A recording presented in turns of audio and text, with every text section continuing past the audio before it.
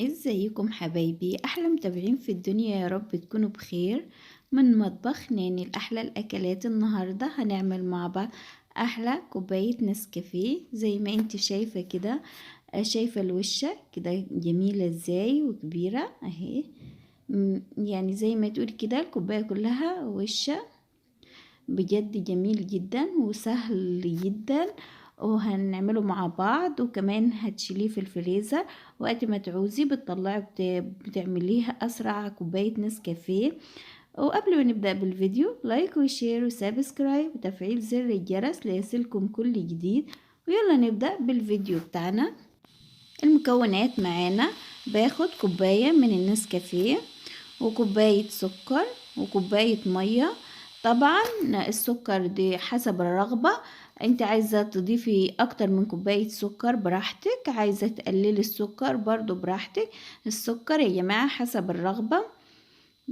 زي ما قلنا كوباية سكر، كوباية مية، كوباية نسكافيه. وبنجيب بولة وبنزل بالمكونات دي كلها معانا بالسكر والنسكافيه والمية. وبجيب كده المضرب الكهربي. طبعا المضرب الكهربي ده حاجة أساسية، لازم بيكون المضرب الكهربي أو مضرب النسكافيه اهو. وبتفضلي تخفقي فيهم كده بالمضرب الكهربي، شايفة بيتقل معاكي ازاي اهو زي ما احنا شايفين. احنا برضو لسه هنكمله خفق علشان انا عايزة لونه فاتح خالص، اللون الابيض كده، اللون الاوف وايت كده جميل.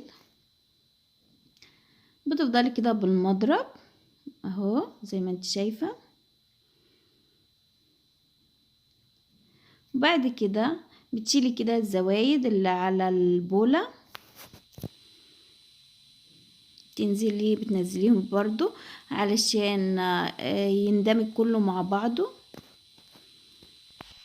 وبنكمل كده خفق النسكافيه علشان احنا عايزاه كده يبقى كله لون واحد اهو. شايفة كده النسكافيه بتاعنا بقى كله لون واحد، وشايفة القوام بتاعه تقيل ازاي اهو زي ما احنا شايفين. طبعا مفيش اسرع من كده ولا اجمل من كده. طبعا انا بجيب بولة او اي حاجة انت بتشيلي فيها النسكافيه، بنفضيه طبعا. بنزل كده بالنسكافيه بتاعنا. بعد كده زي ما احنا شايفين ادي النسكافيه بتاعنا، فبنعمل كوباية نسكافيه كده مع بعض. شايفة بجد يعني جميل جدا وكريمي خالص. وطبعا بنغلي مية او لبن حسب الرغبة بتاعتك، انت لو عايزاه بلبن ماشي، عايزاه بمية براحتك. وبتدوبيه. طبعا لا بيحتاج سكر ولا اي حاجة، طبعا احنا حاطين كل المكونات.